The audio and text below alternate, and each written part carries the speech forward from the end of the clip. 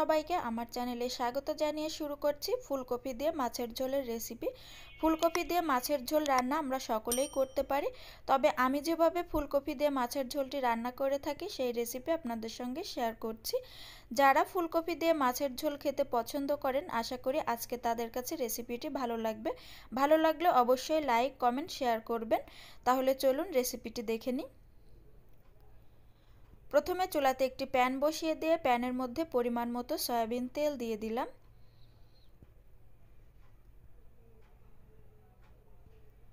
তেলটা দিয়ে ভালো মতো গরম হয়ে আসলে এর মধ্যে আমি ভাজনা ভেজে নিব, অর্থাৎ 2টি পেঁয়াজ এবং একটি রসুন ভেজে নিব। এই পেঁয়াজ রসুন ভেজে নেওয়াটাকে আমাদের আঞ্চলিক ভাষায় ভাজনা ভাজা বলে থাকে।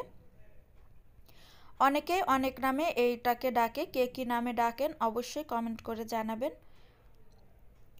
এখন এই পেঁয়াজ রসুনটাকে আমি কিছুক্ষণের জন্য ভেজে বেরেস্তা মতো তৈরি করে নিব।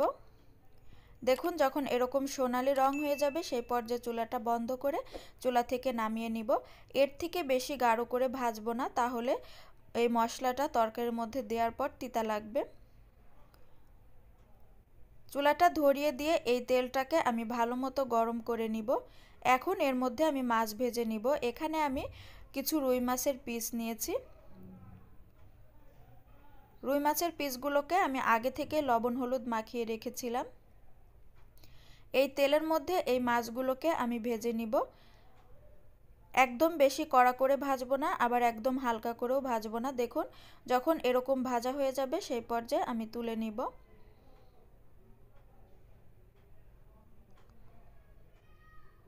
মাছ ভাজা তেলের মধ্যে ফুলকপি এবং আলু দিয়ে দিলাম।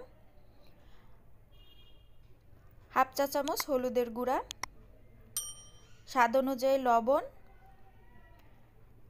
এবং 2টি তেজপাতা মাঝখান থেকে চিড়ে দিয়ে দিলাম। এখন এই ফুলকপি আলু তেলের মধ্যে ভালো মতো নেড়েচেড়ে ভেজে নিব। এই পর্যায়ে চুলার আঁচটা মিডিয়াম থেকে একটু কমিয়ে ভাজবো, এতে করে ফুলকপি আলুটা ভালো মতো ভাজা হবে। যদি চুলার আঁচটা বাড়িয়ে দিয়ে ফুলকপি আলু ভাজি তাহলে দ্রুতই ভাজা হয়ে যাবে, ফুলকপি আলুটা ভালো মতো ভাজা হবে না।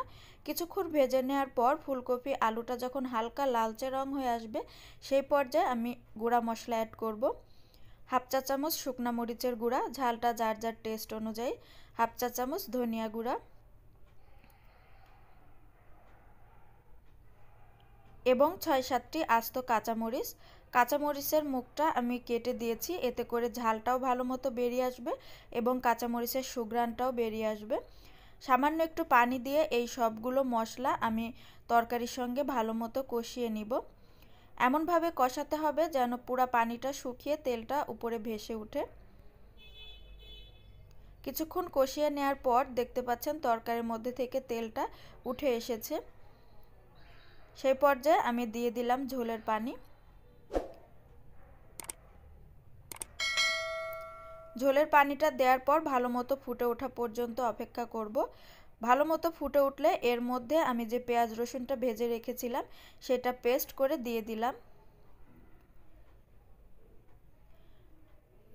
এই মশলাটা দেওয়ার পর তরকারির মধ্যে ভালো মতো নেড়েচেড়ে মিশিয়ে দিয়ে আগে থেকে ভেজে রাখা মাছগুলো দিয়ে দিব। এখন এই তরকারিটাকে আমি কয়েক মিনিটের জন্য রান্না করে নিব।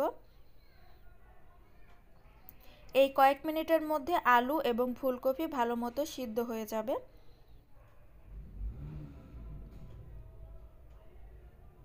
কিছুক্ষণ রান্না করে নেয়ার পর আলু ফুলকপিটা সিদ্ধ হয়ে গিয়েছে।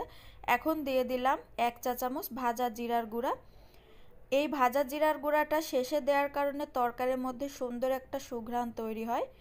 অবশ্যই ভাজা জিরার গুঁড়াটা রান্নার শেষে ব্যবহার করবেন। জিরা গুঁড়াটা দেওয়ার পর আমি 1 মিনিটের জন্য দমে রান্না করে নিব, এতে জিরার ফ্লেভারটা তরকারির মধ্যে অনেক ভালো আসবে। এই তরকারির রেসিপিটা তৈরি করা অনেক সহজ এবং খেতে অনেক বেশি মজাদার হয়। আমাদের গ্রামে এই তরকারিটাকে ভাজনা তরকারি বলে থাকে। আপনারা কে কী নামে ডেকে থাকেন অবশ্যই জানাবেন।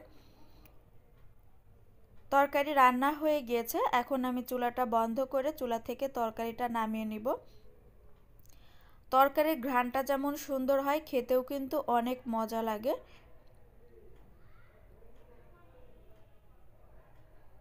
দেখুন দেখতে কিন্তু অনেক লোভনীয় হয়েছে।